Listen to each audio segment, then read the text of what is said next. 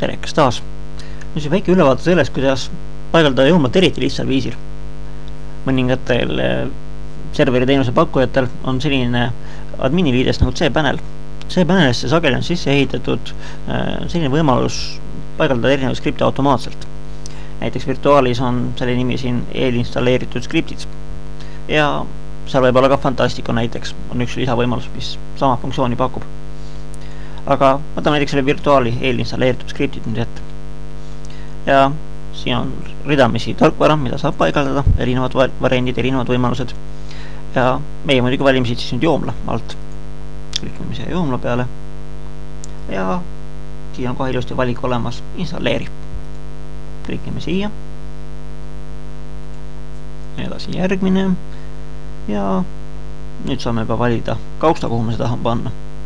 Kui sa tahad selle panna peamisele domeenile, näiteks siin on siis ürl.fi, siis kustuta see lahter tühjaksid. Või ütleme nii, et meie paneme ta praegu kausta demo 2. Teeme nii, et see demo 2 saab olema see kaust. Ja klikki edasi nupule järgmine. Versiooni valime otse loomulikult uusima, mis praegu on. Litsensiga oleme ka, muidugi nõus. Teeme elu eriti lihtsaks jätame nii, et andmebaasi haldab ka kogu see süsteem siin automaatselt, me hakkan käsitse panema. Siin on võimalik siis muuta kõik administraatori parool, paneme näiteks lihtsalt siia praegu test, saidi nimi testi sait ja paneme näiteks eraser.ee paneme siis meiliaadressiks. Näidisinfo, no teeme niimoodi, et paneme näidisinfoga ilusti saidile kohe üles. Siis on kohe näha, mis võimalused seal on. Ja klikime nuppu järgmine. Ja veel kord edasta.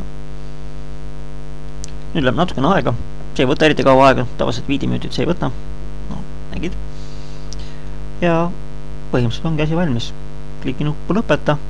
Ja siin on kõik ilusti sul info juba olemas, kus kohas sul sait ilusti asub. Kui sa klikid siia demo 2 ja siis administraatori liides on samamoodi olemas. Näidisinfoga joomla sait on ilusti püsti juba. Mõne klikiga ei midagi keerulist, väga lihtne. Ja samamoodi siis saad juba siia admin juba sisse logida. Et kõik töötab nii, nagu töötama peab. Ilusti admini liide sees. Lihtne, eks ole?